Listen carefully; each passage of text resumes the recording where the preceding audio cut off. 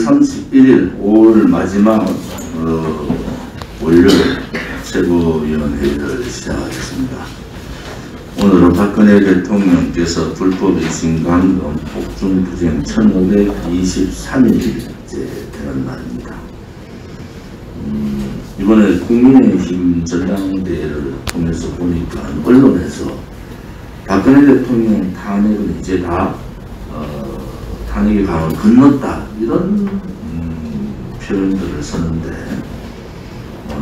탄핵의 역사적 진실, 탄핵의 이 불법성에 대한 부분은 그렇게 쉽게 언론 몇 군데에서 글자 몇 개가 쓴다고 해서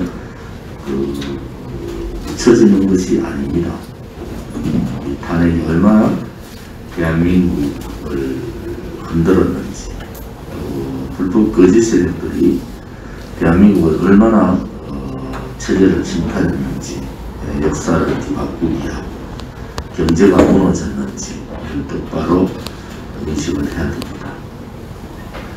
5월 29일 지난 토요일 날은 노차이나 강원도 춘천 집회가 있었습니다. 우리가 춘천 6.25 때 춘천대첩의 사실들을 국민들은 잘 모릅니다. 보통 국민들은 6.25라고 얘기하면 낙동강 전선의 다구동 전투, 또 메가더 장군의 인천 상륙작전 이런 걸 알지만은 북한 괴뢰군의 기습 남침의 첫 승리를 이룬 춘천 대첩에 대해서는 많은 분들이 잘 모르고 있습니다. 춘천 대첩의 의의는 군과 민과 또 학생 학도령 또 그렇게 힘들게 했던 시민 지원군 이런 군관민이 하나가 돼서 춘천대첩을 승리로 이끌었다. 그래서 이 춘천대첩의 승리가 김일성 공산 괴뢰정권, 괴뢰군들의 이 남침의 속도를 늦추는 중요한 역할을 했고, 부산까지 함락, 다구도 전투를 준비할 수 있는 기간을 벌어준 것이 춘천대첩입니다. 앞으로 제가 연설에서도 말씀드렸듯이 우파 지도자들이 강원도나 춘천을 비롯한 강원도에 많이 나오셔서 이 춘천 대첩의 대성, 이 대첩 대성에 대한 역사적인 이 기록들과 또 강원도의 산재에 있는 이 6.25 참전 유엔군들의 참전비, 또 참전 승리, 또 그 힘들었던 전투 그러한 부분들을 기록하고 보관하고 기리는 그러한 강원도가 되기를 바랍니다. 그래서 우리는 춘천은 내국의 도시고 강원도는 후국의 도시다. 이렇게 집회를 통해서 많은 배움을 했습니다. 6월달은 호국 보훈의 달이고 6월 6일은 이 대한민국답게 우리의 대한민국의 자결권과 또 대한민국을 지켜주신 분들을 추모하는 또 기억하고 남기는 그러한 달입니다. 6월 호국의 보훈달, 6월 6일 날 우리 공화당은 현충원 참배는 물론이고 이승만 대통령, 박정희 대통령 이 두 분의 묘소도 참여할 계획입니다. 또 6월 12일은 대구 집회가 잡혀있고 6월 24일 날 백령도 가려고 했던 이 백령도 부분은 제약 조건이 너무나 많고 또 간담회라든지 여러 부분을 할 수 없는 상황이 되어서 백령도 방문은 중국 폐렴이 면역이 생긴 이후에 가는 걸로 최고위원회에서 결정이 됐고요. 그래서 2월 25일 6.25 성전 주간, 6.25 성전 주간의 토요일이 2월 26일입니다. 2월 26일 날은 특히 고태용 충북도당 위원장께서 요청을 해주셨고, 이제 경남, 부산, 대구, 경북, 또 강원, 수도권은 지금 9인, 10인 미만 집회밖에 그거가 안 나기 때문에 어렵습니다. 그래서 충북, 청주에서 6월 26일은 집회를 하기로 이렇게 했습니다. 사무총장이나 담당 실국에서는 충북도당 위원장님과 구체적인 내용들을 논의를 해주시기 바랍니다. 이번 강원도 집회에서 정말 많은 자유우파 국민들이, 특히 춘천 시민과 강원지구 도민들의 적극적인 참여를 잊을 수가 없습니다. 춘천 시민들께서 보여주신 문재인 좌파 독재 정권 실정에 저항하는 모습들, 또 박근혜 대통령의 석방을 갈구하는 그러한 모습들, 또 새로운 정치에 대한 세력으로서 우리 공화당에 대한 기대를 거는 그런 많은 모습들을 이런 집회나 행진 과정에서 볼 수가 있었습니다. 우리가 앞으로도 이러한 지방선회를 통해서 지방의 진실을 알리고 아직도 그래도 대한민국에 정의가 살아있구나, 또 우리 공화당 같은 정당들이 이렇게 힘들게 몸부림치며 투쟁하고 있구나 라는 부분에 대해서 지방 집회를 통해서 많이 알리겠으면 합니다. 최소한도로 매월 2회의 공식 집회는 가질 생각입니다. 6월달은 6월 12일 대구 집회와 6월 26일 충북 청주 집회를 하도록 하겠습니다. 조국이 무슨 이런저런 책을 하나 썼다고 해요. 가족들이 피로 쓴 글이다, 이런 표현을 썼는데 정말 국민들을 참 분노하게 합니다. 불법 탈법으로 점철된 조국과 그 가족들의 행위를 보면서 국민들의 가슴에 얼마나 대못을 박았습니까? 공정이 무너지고 기본적인 이 대한민국 사회의 정의가 사라지고 자기 가족들을 위한, 가족들만을 위한 그러한 법무부 조국 장관의 모습을 보면서 국민들은 정말 허탈해했지 않습니까? 그런데 이낙연이라는 자는 조국 선거를 보고 가슴 아프고 미안하다 이런 표현을 썼어요. 이낙연이가 가슴 아파하고 미안해야 될 사람은 조국의 아들딸의 불공정한 또 불공평한 그런 특혜 시비에 가슴 아파하는 젊은 세대, 우리의 젊은이들한테 미안하고 가슴 아파해야 되는 겁니다.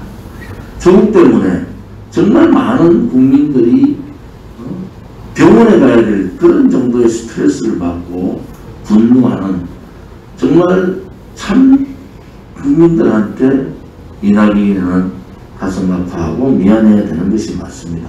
어떻게 탈법과 불법으로 내로남불의 위선에 젖어있는 그러한 조국이나 조국 가족들을 보고 그렇게 얘기하는 사람이 총리를 지나고 당대표를 하고 대선 후보를 하는 것이 아연실색하게 합니다. 좌파들은 이제 정말 마지막 양심조차도 개돼지들한테 줬는 거 아닌가 라는 그런 생각을 하게 됩니다. 제가 국회의원 시절에 이 고용, 노동, 또 환경 이런 부분에 상임위를 오래 했지 않습니까? 결국은 박근혜 대통령 때 지켜왔던 국간이 다 무너졌습니다. 고용보험, 적립금, 국가는 이제 바닥이 나니까 문재인 정권이 퍼주기 정책, 가짜 청년, 일자리 창출, 그러한 거짓, 그러한 정책, 선심성 정책, 매표행위, 뭐 그런 여러 가지 사항들을 가지고 국가의 국간을 거들어내고 있습니다. 2016년 박근혜 대통령 정부 때 9조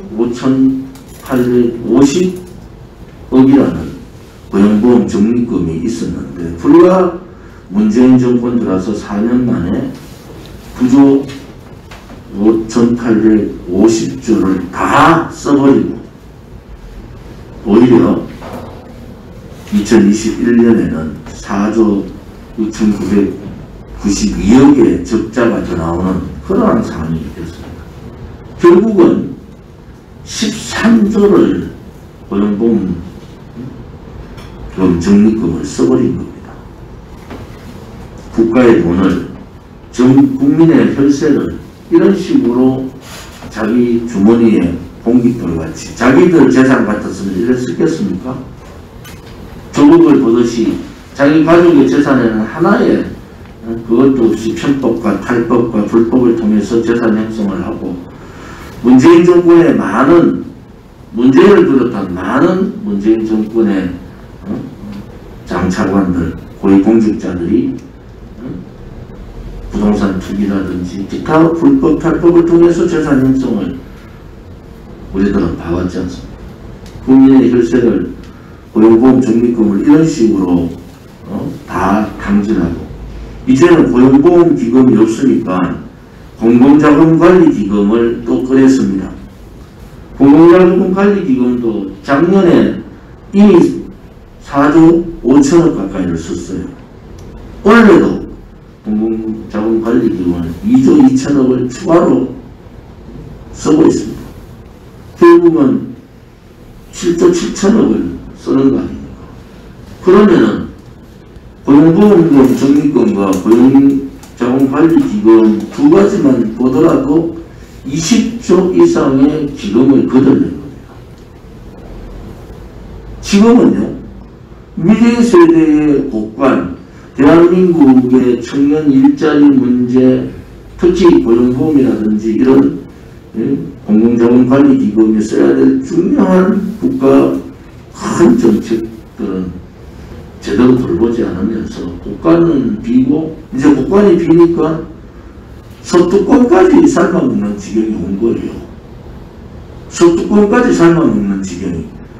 문재인은 1년 있으면 물러나는 겁니다.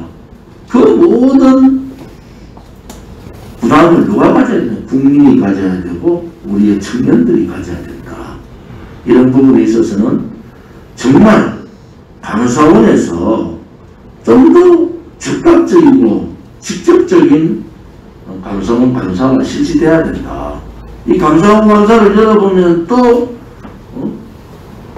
그들의 방만했던 운영 문제라든지 어떻게 국가 예산으로 형성된 기금을 4년 만에 20조를 처먹습니까? 일자리 창출도 못하고 지금 나와 있는 고용보험금과 공공자금관리기금 외에도 얼마나 많은 국민들의 예산을 해버렸겠습니까? 지금 국회가 3분의 1가 장표들이 되니까 2017년 3월 달에 문재인이가 정교조한테 정교조 해직 교사들 복권시키고 대법원에 판결난 거를 뒤집겠다고 대통령 후보라는 자가 했잖아요. 2017년 3월 대통령 후보 당시에. 결국 민주당 국회의원, 법력 여권 국회의원 112명이 해직교사 특별법을 만든 거예요. 지금 발의가 되어 있다. 특별법 만들면 해직교사가 왜 해직을 됐는지 대법원에서 해직교사에 대한 그런 부분이 안 된다고 얘기를 했는데 이거를 1인당 8억 정도의 돈을 주는데 그 돈만 1조 4천억이 들어갑니다. 이거는 말이지. 자기들하고 인연이 잡고 자기들을 지지하고 자기하고 생각만 같으면 나라의 돈을 가지고 그냥 퍼주기 하는 거. 이게 매표형이죠. 매표형이. 오늘 이 정기금이라든지 지금 문제, 또 국회가 일당 독재의 국회가 지금 벌이고 있는 국민 세금 낭비 정도가 아니고 국민 세금을 거덜내는 이러한 행위자들을 보면서도 아직도 미국가 가서 쇼하고 보니까 문재인 지지율이 좀 오르더라. 정말 국민들이 이러시면 안 되는 겁니다. 제대로 아셔야 돼. 여러분들 아들, 딸들이 이제는 빚더미에 앉아서 살아야 되는 상황이 오는 겁니다. 지금의 중학교, 고등학교 애들이 취업을 해서 월급을 받는 그 시점에서는 세금 폭탄으로 살아갈 수 없는 대한민국이 되는데도 그냥 그렇게 속고 또 속아야 되겠습니까? 이준석 같은 자가 기회주의자, 소위 말하는 청년 정신이 없다. 청년 정신은 뭡니까? 불의에 저항하고 대한민국의 자유민주주의 자유에 헌신하고 대한민국의 위대한 역사를 자랑하고 그러면서도 불굴의 의지를 가진 그것이 청년이잖아요. 청년 정신도 없고 시대 정신. 2021년의 시대 정신은 뭡니까? 자유를 침탈하고 공산주의 세력들한테 사회주의 세력들한테 굴종하고 있는 문재인 좌파 혹은 자생사회주의자라고 싸우는 것이 대한민국의 청년의 지금의 시대 정신 아닙니까? 청년 정신도 없고 시대 정신도 없고 기회주의적 입신 양면에만 신경 쓰고 있는 이준석 같은 자가 당대표 1위를 하고 있다? 당대표 되면 우리 공화당한테는 기회가 될 겁니다. 근데 안타깝게도 정권을 가져오지는 못합니다. 이준석이가 여러분들 언론 방송 한번 보십시오. 소위 말하는 우파 보수 언론 방송 이준석을 띄운다고 보십니까? 일부입니다. 그 핵심은 좌파들이 띄우고 있는 거예요. 이준석을 저렇게 띄우는 속내막을 쳐다보면은 그들의 대선 정권 재창출, 소위 말하는 좌파 정권 재창출의 하나의 전략이다 이러고는 겁니다. 거기에 정신 차리지 못하고 또 뭐 이번에 당대표 국민의힘 당대표 후보 보니까 전부 다 배신 세력들이더라고.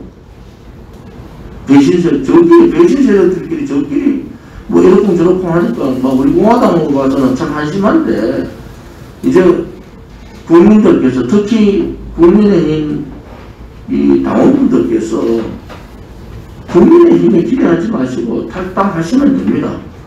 탈당해서 지금까지 5년간 싸우고 있는 우리 공화당으로 오시면은 되는 겁니다. 힘들어하지 마시고 결단을 내릴 때가 이제 왔구나 이런 생각을 합니다.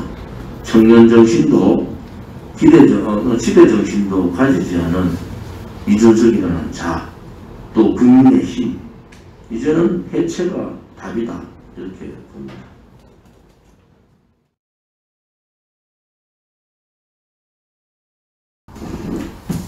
우리가 지금 한국의 백신 접종률이 10.5% 이렇게 얘기를 하고 있습니다.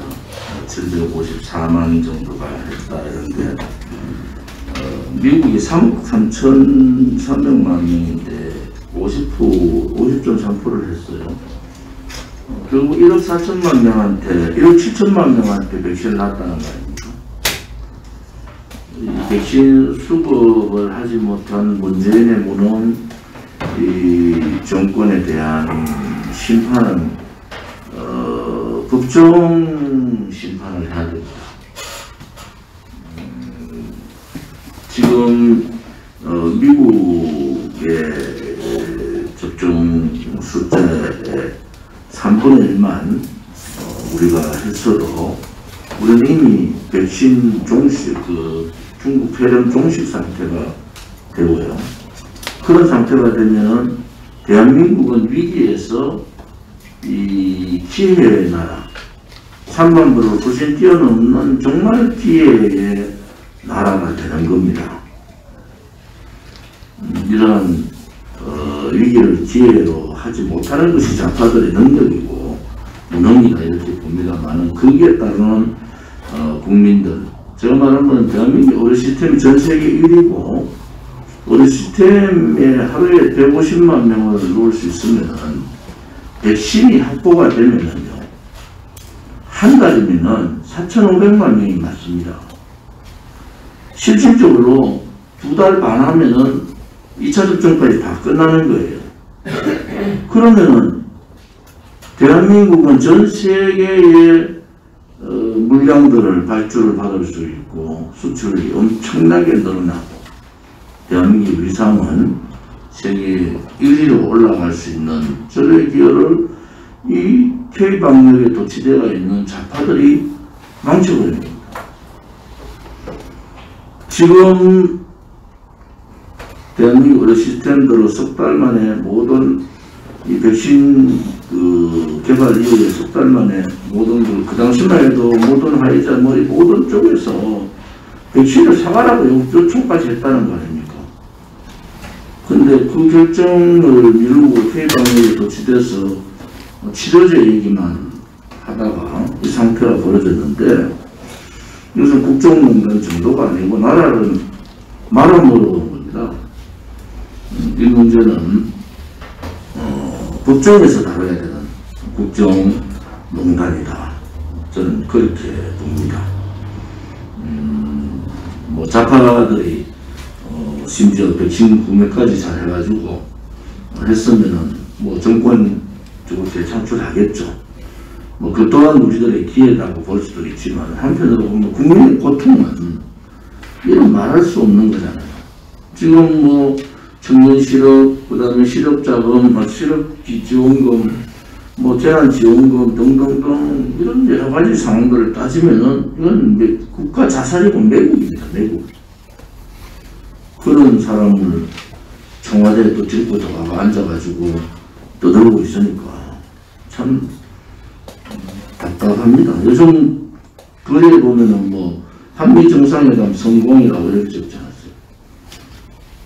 그러면 일본은 1,600만 분의 만 명분의 백신을 미국으로부터 확보를 했잖아요. 한국은 55만 분 했는데 110만 분 들어왔다고 좀 난리가 났었대요. 뭐 세상을 국민을 속여도 이렇게 속이면 되겠습니까? 우리가 정신 좀 똑바로 차려야 되겠다. 제가 그 연설을 할 때 제2의 탄핵이라는 얘기를 했어요. 좀 설명을 좀 드려야 될 것 같아요. 박근혜 대통령에 대한 이 불법 거짓 탄핵은요, 거짓 업무 기획이 있었습니다.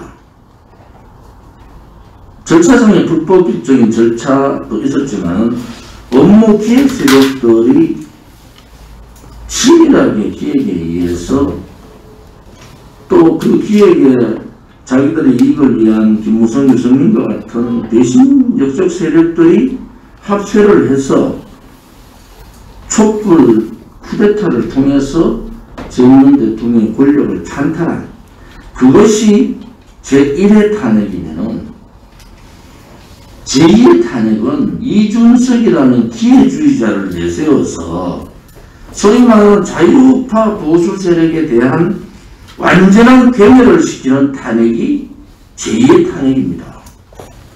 저는 그것이 두렵고 또 그것을 제가 미리 간파를 하고 있다는 것이 참 안타까워요.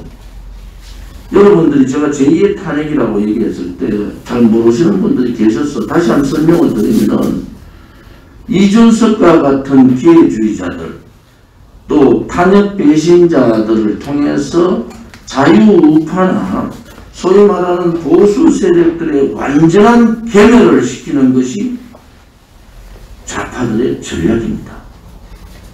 좌파들은 이제는 국민들이 촛불 거짓 세력에 속지 않는 것을 알기 때문에 소위 말하는 보수 우파라는 보수라는 정당, 국민의힘의 정당을 앞장 세워서 자유우파 대한민국의 정체성, 보수의 가치를 완전히 괴멸시켜버릴 겁니다. 그것이 제가 말하는 제2의 탄핵이고, 그 탄핵, 제2의 탄핵 세력과 그건 결국은 그들이 어디로 가냐, 사회주의 연방제로 가는 겁니다. 자유우파 세력들이 살아있고 보수 세력들이 이 자유민주주의 체제 수호를 하는 한도 내에서는 그들의 사회주의 연방제가 하기 힘들어요.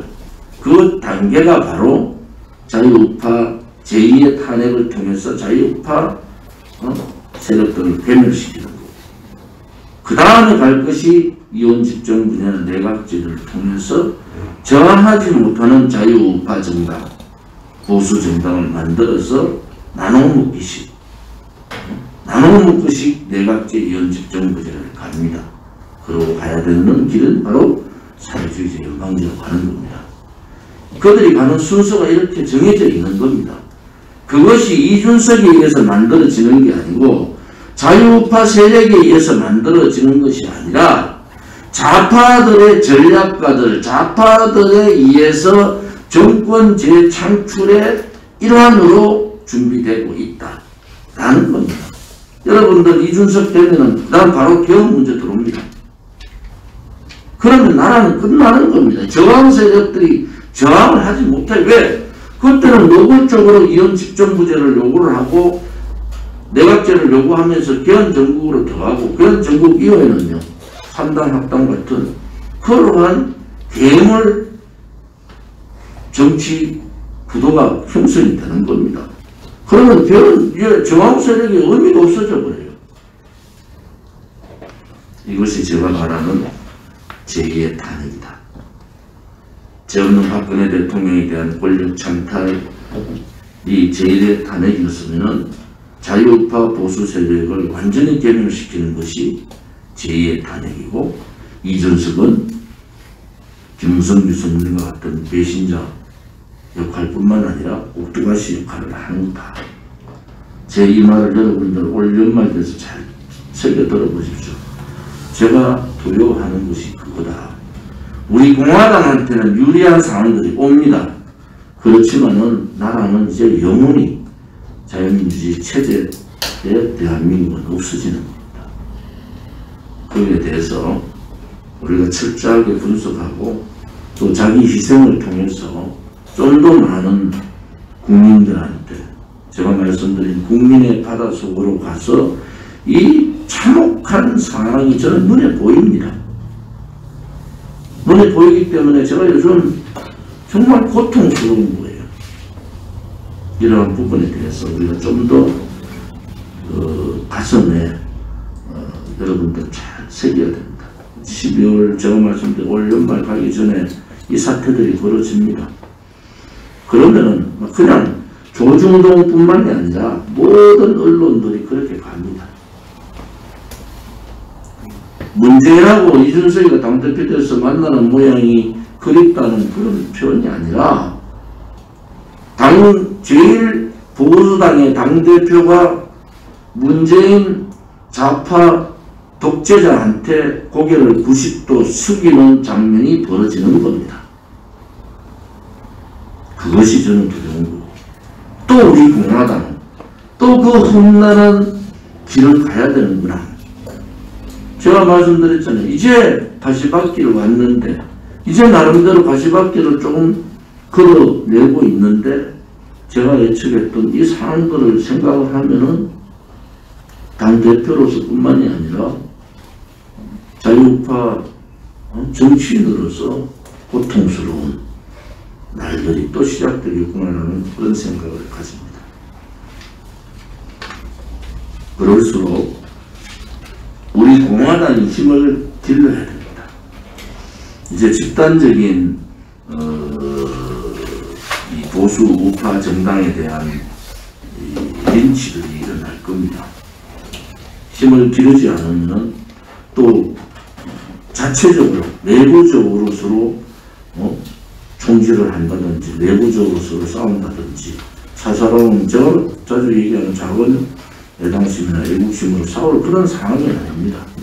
제가 지금 느끼는 그 저의 생각은 너무나 참혹스러운 상황들이 대한민국 땅에 자유민주주의 대한민국에 벌어질 거라는 예상을 하기 때문에 더욱더 두려운 겁니다. 그렇지만은 우리 공화당의 힘을 길들이면 이 상황들을 뛰어넘을 수 있다. 이렇게 보는 겁니다. 정치꾼들이 아니라 실질적인 정치인들이 우리 공화당에서 만들어지고 그들이 대한민국 정치에 들어가는 날이 저는 반드시 올 거다. 그렇게 생각을 합니다. 비공개로 하겠습니다. 비공개는 11시 50분